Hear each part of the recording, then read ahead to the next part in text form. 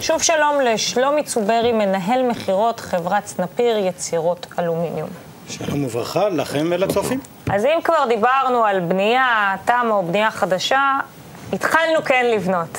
בואו נחפה את הקירות. איזה חיפויי קירות קיימים לנו היום? היום באופן כללי מבחינת הקיר החיצוני, שפעם הוא היה מאוד טריוויאלי באיזה צביעה כזאת או אחרת, עברו לשלב של חיפויים באמצעות אבן, עברו לשלב לחיפויים בקרמיקה, עשו שילובי צבעים. היום נכנס הטרנד של החיפויי האלומיניום. שזה פנימי בתוך הבית או חיצוני?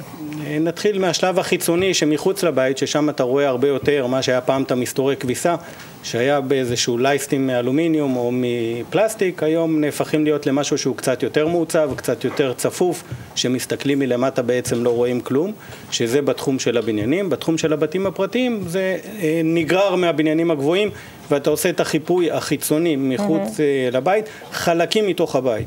לא את כל הבית לרוב, יש מקרים שגם עושים בית שלם וקומפלט את כל ההיקף שלו, מה שמצריך לדוגמה מדרגות בעיצוב של האדריכל או כל מיני זוויות כאלה ואחרות.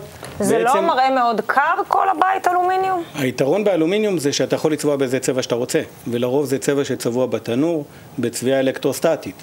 ואז העמידות שלו לאורך זמן, והעמידות ליד מקומות ליד הים, או לחות, או רטיבות, בסופו של דבר נותן לך פתרון טוב. אם פעם היית עושה אבן, והאבן הייתה נופלת, או מתבלה, או היית רואה את הכתמים, לא היית יכולת לתקן את זה כמעט. היום בעניין של האלומיניום אין את הבעיה הזאת. אחד זה העמידות שלו לאורך זמן, גם ליד ים וגם לבתים שיש שם שינויי טמפרטורות קיצוניים. היתרון של האלומיניום בעצם נותן לזה איזשהו עומק יותר מקווים ישרים ואחידים של הבניין, ואתה יכול לשלב צבעים כמעט... אלומיניום לא מחליט? לא. בכלל לא, בייחוד אם אתה עושה לו פסיבציה לפני שאתה, מה שנקרא, מרכיב אותו, או לפני שאתה צובע אותו, זה יותר נכון להגיד. מה שאתה רואה זה קורוזיה, אבל לפעמים קיימת, אבל היא קורוזיה נורא עדינה מבחינת האלומיניום. אתה רואה את זה בנקודות, נכון? לבנים. אם אתה רואה את הלבן, זה הקורוזיה של האלומיניום שנקראת, אבל ברוב המקרים, אם מאבדים נכון אלומיניום ובצורה טובה, אין שום בעיה עם אלומיניום. הדוגמה הקלאסית זה החלונות אלומיניום שיש בבתים. בגלל שגם ליד הים מעדיפים לבנות בתים בחיפוי אלומיניום בעיקר.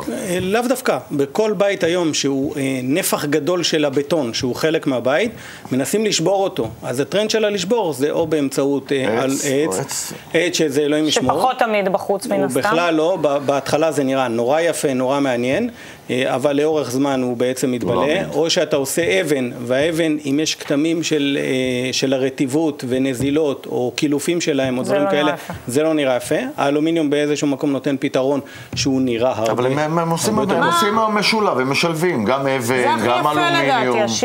אתה יכול לשלב.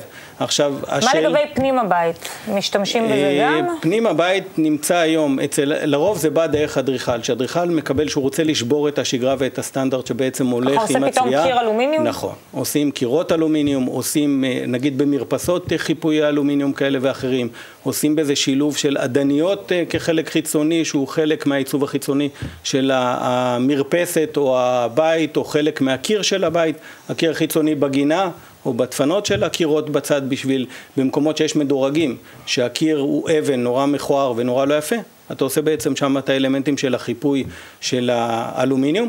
היתרון הנוסף זה אתה יכול לשחק בדגמים, באובעים, ברווחים, בעומקים ובצבעים. זאת אומרת, היכולת לתמרן. מבחינת מחיר, אלומיניום מבחינת מחיר לחיפוי חוץ, אני חוזר בחזרה לחיפוי חוץ, אני יודע שיותר זול מעץ, איך הוא לעומת האבן?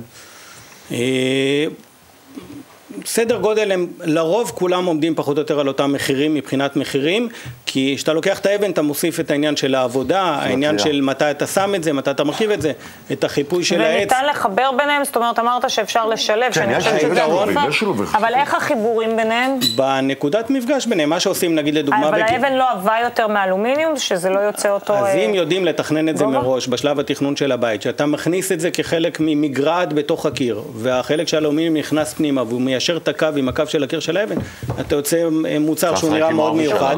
הדברים הנוספים שאתה, יתרון באלומיניום לעומת העץ, זה לדוגמה בפינות, שאתה רוצה לעשות ממש גימור של פינות, שזה היום מאוד טרנד חזק גם בבתים צמודי קרקע, שאתה שובר את הקווים הלבנים ואתה בעצם מייצר פינות. באלומיניום אתה יכול לרתך, זה נראה כאילו כיחידה אחת, להבדיל מעץ או אבן, אתה רואה כאילו את הנקודות מפגש ביניהם, כן, שזה חלק נוסף. טוב, נשמע מאוד מיוחד. תודה רבה לך. תודה רבה לכם.